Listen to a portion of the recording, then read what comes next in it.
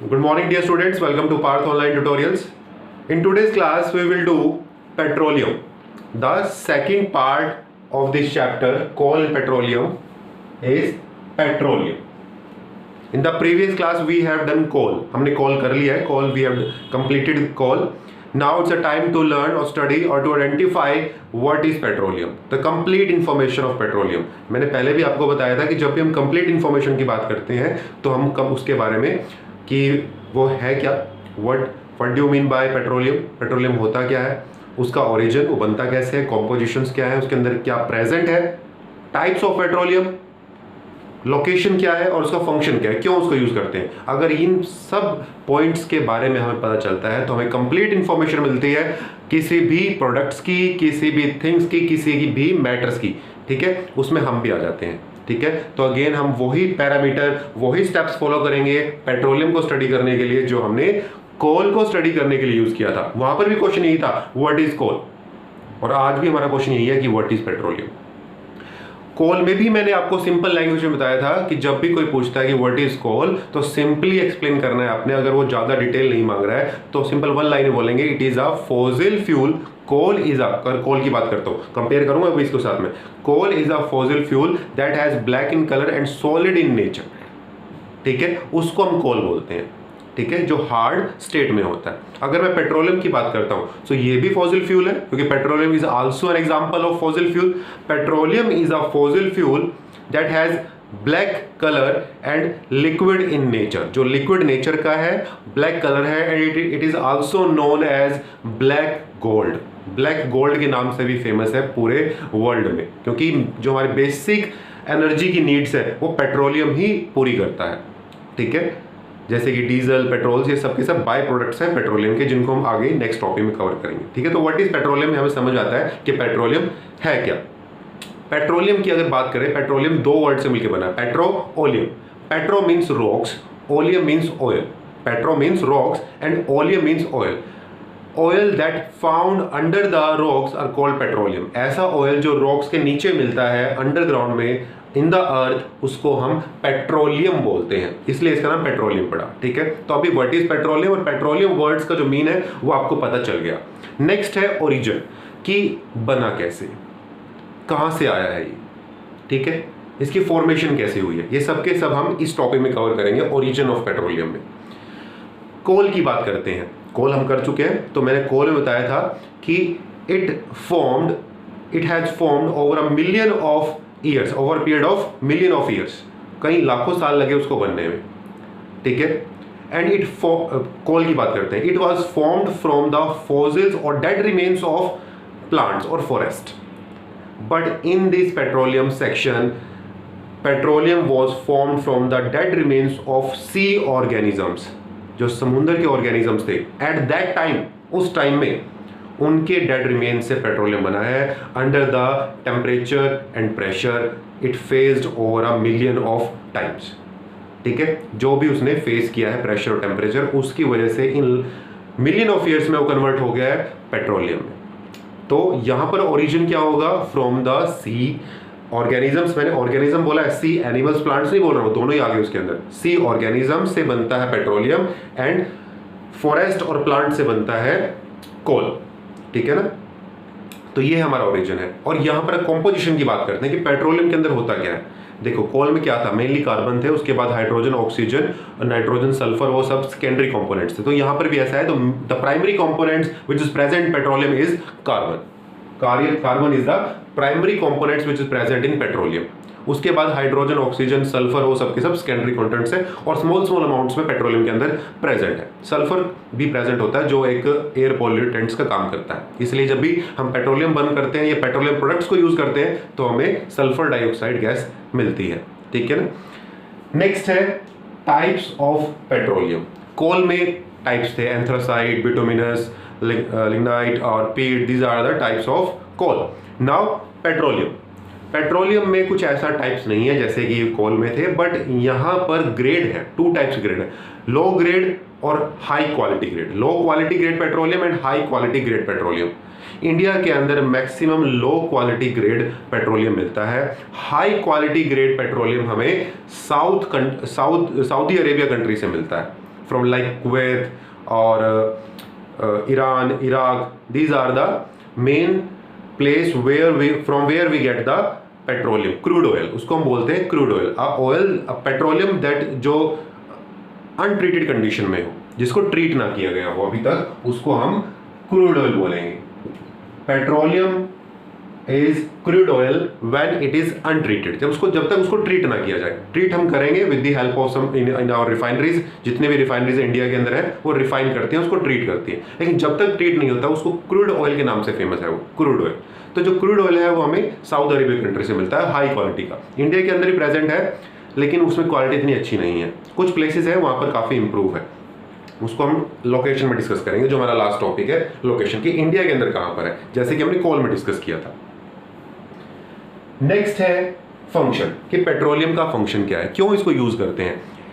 Energy source के लिए, ये हमारा एनर्जी का सोर्स है, जैसे कोल है, और कोल से बेटर परफॉर्मेंस देता है, कोल से बेटर परफॉर्मेंस देता है, ठीक है ना। ज़्यादा कैलोरीफिक वैल्यू है इसकी एज कंपेयर टू कोल, कोल से बहुत ज़्यादा कैलोरीफिक वैल्यू है। कि अभी कैलोरीफिक वैल्यू क्या है, जब भी हम किसी फ्यूल की एनर्जी या एफिशिएंसी को मेजर करते हैं तो कैलोरीफिक वैल्यू से मेजर करते हैं कि कितने केजी बर्न करने पे कितना एनर्जी आपको मिलता है।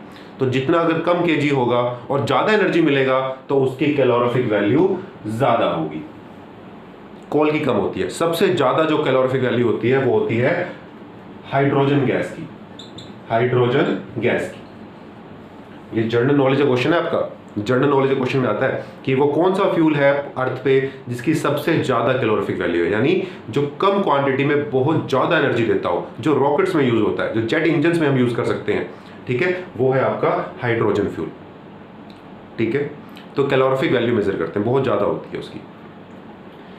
नेक्स्ट है, अब फंक्शन को हम कर रहे हैं कि फंक्शन क्या है, उसको हम यूज़ करते हैं एनर्जी सोर्स के लिए। डीजल, पेट्रोल, कैरोसिन, इन सब के सबसे हम क्या यूज़ करते हैं, एनर्जी सोर्स के लिए यूज़ करते हैं। इवन वैक्स कैंडल में भी करते हैं, उससे भी हमें हीट मिलती है, लाइट मिलती है, यानी एनर्जी का सोर्स है, ठीक है। सिंपल तरह याद रखना है आपने। नेक्स्ट है लोकेशन, लोकेशन कि मिलता कहाँ पर है, इंडिया के अंदर कहाँ पर प्रेजेंट है।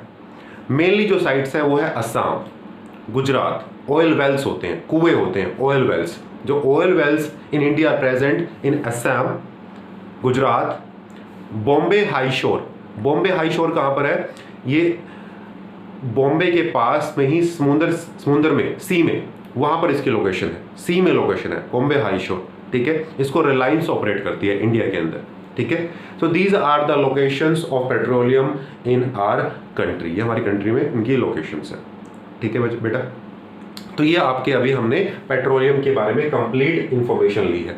लेकिन अगेन इन्वेंशंस कभी ख़त्म नहीं होती, और ऐसा ही हुआ कि इनको इन्वेंट किया, इन्वेंट करने के बाद इनको अलग अलग इनके ऊपर एक्सपेरिमेंट किए, और एक्सपेरिमेंट करने के बाद हमें कई सारे बेनिफिशियल प्रोडक्ट्स मिले रिफाइनरीज में। हमने इनको रिफाइन किया, क्रूड ऑयल को रिफाइन किया, क्रूड ऑयल को डिफरेंट टेम्परेचर्स पे रिफाइन किया।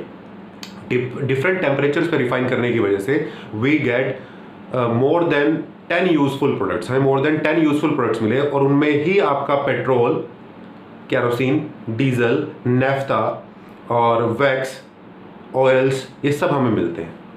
कितने बेनिफिशियल हैं। पेट्रोल और डीजल के बिना तो ट्रांसपोर्टेशन आपका बंद हो सकता है। इवन इलेक्ट्रिसिटी भी, आजकल जो थर्मल पावर प्लांट्स हैं, अगर उनको कोल नहीं मिलता है, अगर मैं पानीपत थर्मल पावर प्लांट की बात करता हूँ जो सबसे हमारे पास में है, अगर वहाँ पर कोल नहीं होगा तो डीजल की हेल्प से इलेक्ट्रिसिटी प्रोड्यूस होती है।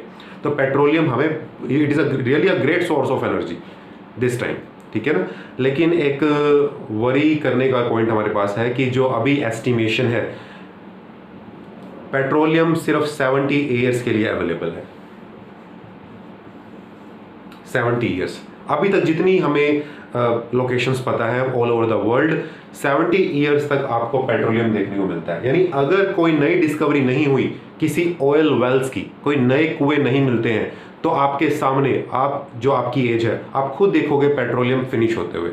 आपकी नेक्स्ट जनरेशन के लिए कुछ नहीं बनेगा, आपके सामने ही पेट्रोलियम फिनिश हो जाएगा।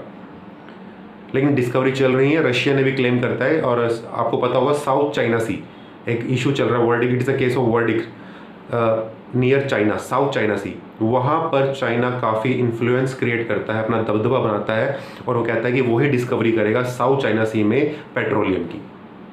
उनको एस्टिमेशन को लगता है ऐसा कि वहाँ पर बहुत ज़्यादा सोर्सेज है पेट्रोलियम के। और ऐसे रशिया क्लेम करता है अंटार्कटिका में कि अंटार्कटिका के नीचे भी काफ़ी ज़्यादा ऑयल प्रेजेंट है। ठीक है, तो अभी डिस्कवरी नहीं हुआ, डिस्कवरी करने के बाद ही कंफर्मेशन होगा कि ये 70 ईयर्स इंक्रीज होंगे या नहीं होंगे। ठीक है बच्चों, अभी हम करने वाले हैं रिफाइनिंग ऑफ पेट्रोलियम। इसको हम फ्रैक्शनल डिस्टिलेशन बोलते हैं। लास्ट टाइम हमने डिस्ट्रक्टिव डिस्टिलेशन की थी कोल की, and we got 4 products at that time, coke, coal gas, coal tar और अमोनियम लिक्विड। अभी क्रूड ऑयल को रिफाइन करना है और देखते हैं कि हमें क्या मिलता है। ठीक है, yes students, so next topic है fractional distillation of crude oil, refining of crude oil. Petroleum products हमें अर्थ से मिलते हैं, उसको हम डायरेक्टली यूज़ नहीं कर सकते। We can not use them directly, we have to refine them और we have to refine it with the help of some methods like fractional distillation column. हम बोलते हैं रिफाइनरी, कि पानीपत में भी है एक Panipat refinery, Indian Oil Corporation Limited. Companies है जैसे IOCL, Bharat Petroleum, Hindustan Petroleum, these are the companies that refines the petroleum. वो इंडियन क्रूड ऑयल भी यूज़ करती हैं और वो क्रूड ऑयल भी यूज़ करती हैं जो सऊदी अरेबिया से with the help of pipe आता है, पाइपलाइंस। ठीक है, बहुत बिग पाइपलाइंस है, उनके थ्रू आता है। ठीक है, तो वो क्या प्रोसेस है, वो कैसे वर्क करती है, जिससे हमें डिफरेंट यूजफुल प्रोडक्ट्स मिलते हैं from the single products name crude oil. Crude oil एक सिंगल प्रोडक्ट है और उससे आपको कई सारे यूजफुल प्रोडक्ट्स मिलते हैं। You get a number of useful products from a single products. How it can be useful, how it can be possible for us to divide them or divide it into a number of products. This method, this is fractional distillation column. जो आप देख रहे हो इसको क्या नाम है, यह फ्रैक्शनल डिस्टिलेशन कॉलम, कॉलम बोलते हैं इसको, या टावर बोलते हैं, फ्रैक्शनल डिस्टिलेशन टावर। काफ़ी बड़ा होता है, छोटा नहीं होता, ये काफ़ी बड़ा होता है। इसकी हाइट 30 to 40 मीटर्स तक होती है। ठीक है, स्टेनलेस स्टील से बना होता है और कई सारे इसमें बीच में प्लेट्स होती हैं। फ्रैक्शन यानी टुकड़े। हमें क्रूड ऑयल को हीटअप करना है, जो हमारा फर्स्ट स्टेप है। स्टार्टिंग यहाँ से होती है कि जैसे ही हम क्रूड ऑयल को पास कराते हैं फ्रैक्शनल डिस्टिलेशन कॉलम से, उससे पहले हमें उसको 400 डिग्री सेल्सियस तक हीटअप करना है। 400 डिग्री सेल्सियस, ज़्यादा टेम्परेचर नहीं है, 400 डिग्री सेल्सियस एक नॉर्मल टेम्परेचर है एक इंडस्ट्री के लिए। ठीक है ना, तो उसको वहाँ तक हीट कर देना है। हीट करने के बाद उसको फ्रैक्शनल डिस्टिलेशन टावर में पास करना है। फ्रैक्शनल डिस्टिलेशन टावर में ऐसे पास करना है कि वो सबसे नीचे की तरफ से पास हो। जब वो नीचे की तरफ से पास होगी तो जो वेपर्स बने होंगे वो वेपर्स क्या होंगे, इट विल राइजेज अप, ऊपर की तरफ उठेंगे, इट विल राइजेज अप। तो जैसे जैसे वो वेपर्स इस फर्नेस, ये फर्नेस है, इस फर्नेस से दूर जाते रहेंगे तो टेम्परेचर डेफिनेटली कम होता रहेगा। जितना वो ऊपर जाएंगे टेम्परेचर और कम होता रहेगा। अगर मैं फर्स्ट स्टेज की बात करता हूं, this is the first plate, यहां पर टेम्परेचर डेफिनेटली ज्यादा होगा क्योंकि ये फर्नेस के पास है। तो यहां पर लगभग वही टेम्परेचर देखने को मिलेगा जो फर्नेस का है। तो क्या इस टेम्परेचर पे वेपर्स कंडेंस होंगे? डेफिनेटली होंगे। अगर जिस टेम्परेचर में वेपर्स बने हैं, अगर कोई टेम्परेचर, कोई इमेजिन करो कि 120 डिग्री सेल्सियस पे वेपर्स बने हैं, तो अगर 1 डिग्री सेल्सियस या 2 डिग्री सेल्सियस भी कम होते हैं, अगर 120 से 118 डिग्री सेल्सियस टेम्परेचर हो जाता है तो ये वेपर्स कंडेंस हो जाएंगे और ड्रॉपलेट्स में कन्वर्ट हो जाएंगे। किसमें कन्वर्ट हो जाएंगे? ड्रॉपलेट्स में, अगर कम हो जाता है। ये केस तो हमारे साथ घर में भी होता है कि जब हम cold water stainless steel glass में लेते हैं तो उसके बाहर बूंदे आ जाती है, पानी की वाटर की ड्रॉपलेट्स आती है। क्यों? क्योंकि जो एयर के अंदर वेपर्स हैं वो कंडेंस हो जाते हैं, उनको टेम्परेचर कम मिलता है। वेपर्स तो पूरे रूम में है, लेकिन जो ग्लास के चारों तरफ वेपर्स हैं उनको टेम्परेचर कम फील होता है क्योंकि वो ग्लास के अंदर काफ़ी ठंडा पानी आपने डाल दिया, जिसकी वजह से वो कंडेंस हो जाते हैं और ड्रॉपलेट्स में कन्वर्ट हो जाते हैं, इसलिए आपको दिखते हैं। तो इसीलिए अगर यहाँ पर 400 डिग्री सेल्सियस टेम्परेचर है तो जैसे इसके पास की जो फर्स्ट प्लेट है तो वहाँ पर डेफिनेटली 2 या 3 कम हो जाएगा, और 2-3 डिग्री सेल्सियस टेम्परेचर कम होगा तो वेपर्स कंडेंस हो जाएंगे। वेपर्स कंडेंस हो जाएंगे तो उसको हम कलेक्ट कर लेंगे और उस कंडेंस्ड ड्रॉपलेट्स को, जब काफ़ी सारे ड्रॉपलेट्स लिक्विड में कन्वर्ट हो जाएगी तो उसको बोलेंगे हम हैवी ऑयल, और जो आपकी ऑर्गेनिक केमिकल्स में फैक्ट्रीज में यूज होता है एज अ सब्स्टिट्यूट। ठीक है, अब हर कोई वेपर तो कंडेंस होने से रहा, क्योंकि जो पेट्रोलियम है वो डिफरेंट मॉलिक्यूल से बना हुआ है, बहुत सारे मॉलिक्यूल्स होते हैं और हर मॉलिक्यूल्स अपने टेम्परेचर पे ही कंडेंस होता है। तो वेपर्स और ऊपर की तरफ जाएंगे, टेम्परेचर और कम हो जाएगा क्योंकि फर्नेस से दूर हो गए। यहाँ पर टेम्परेचर हो जाता है 215 टू 315 डिग्री सेल्सियस टेम्परेचर यहाँ पे रहता है, और फर्नेस में कितना था 400, यानी कम हो गया तो वेपर्स क्या होंगे, कंडेंस होंगे। और यहाँ पर जो वेपर्स कंडेंस होंगे उसको हम लाइट ऑयल बोलेंगे। क्या बोलेंगे? We pronounce them light oil. और यहाँ पर एग्जाम्पल है diesel. Diesel is an example of light oil. Motor vehicles में यूज करते हैं, जनरेटर्स में यूज करते हैं इलेक्ट्रिसिटी प्रोडक्शन के लिए हम डीजल को। ठीक है, अब सारे वेपर्स तो इस प्लेट में भी कंडेंस नहीं होंगे, फिर से ऊपर उठेंगे और वो थर्ड प्लेट में पहुंचेंगे। यहाँ पर टेम्परेचर 152 215 डिग्री सेल्सियस टेम्परेचर है, यानी कि और कम हो गया। अब और कम हो गया तो फिर से वेपर्स कंडेंस होंगे। यहाँ पर जो वेपर्स कंडेंस होंगे उनको हम नेम अनाउंस करेंगे कैरोसिन। वो कैरोसिन है, आपने सुना भी होगा, डोमेस्टिक फ्यूल है, ब्लू कलर का होता है। वैसे ब्लूस में एक कलर डालते हैं, होता तो ट्रांसपेरेंट ही है वो। ठीक है, कैरोसिन। और उसको हम जेट इंजन्स में भी यूज करते हैं, जेट इंजन्स में भी कैरोसिन का यूज होता है। Rest of vapours again arise in the upward direction and collect in the first plate, और उस कंडेंस्ड वेपर्स को हम बोलेंगे गैसोलीन। गैसोलीन क्या होता है? पेट्रोल को ही गैसोलीन बोलते हैं। यूएसए में, अमेरिका में पेट्रोल को पेट्रोल नहीं बोलते, गैसोलीन बोलते हैं। इंडिया के अंदर पेट्रोल बोलते हैं। ठीक है, तो gasoline is equal to petrol, एक ही चीज़ है। और नेफ्था भी काफ़ी कॉस्टली होता है, और इसको हम as a aviation fuel use करते हैं, जो उड़ने वाले जहाज होते हैं उनमें यूज़ करते हैं। और नेफ्था का हम यूज़ करते हैं प्लास्टिक बनाने में, जो ये आपकी हार्ड प्लास्टिक होती है जो मार्कर में, ये भी नेफ्था से ही बनती है।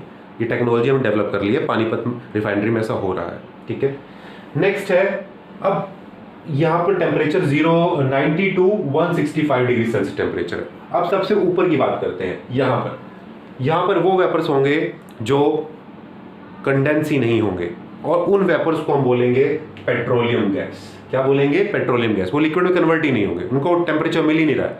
40 डिग्री सेल्सियस तक यहाँ पर टेम्परेचर होता है। और पेट्रोलियम गैस को हम एज अ एलपीजी यूज करते हैं। LPG, liquefied petroleum gas, LPG. और आपके जो सिलेंडर्स हैं उनके अंदर एलपीजी यूज करते हैं। नेचुरल गैस भी यूज करते हैं, वो हमारा नेक्स्ट टॉपिक है, लेकिन पेट्रोलियम गैस का भी यूज करते हैं। यानी आपने एक सिंगल क्रूड ऑयल को कितने पार्ट्स में डिवाइड कर लिया और हर पार्ट्स को आपने यूज किया। काफ़ी इतना चीप भी नहीं है, काफ़ी कॉस्टली प्रोसेस है ये। ठीक है, और प्रोडक्ट्स भी काफ़ी कॉस्टली हैं, लेकिन बेनिफिशियल है आपके लिए। ठीक है बच्चों, तो ये आपका फ्रैक्शनल डिस्टिलेशन कॉलम था। तो यहाँ पर हमने पेट्रोलियम की कंप्लीट इंफॉर्मेशन ली इस लेक्चर में, और पेट्रोलियम को कैसे डिवाइड करना है, रिफाइनिंग ऑफ पेट्रोलियम के बारे में स्टडी किया। ठीक है, so thank you so much, bye.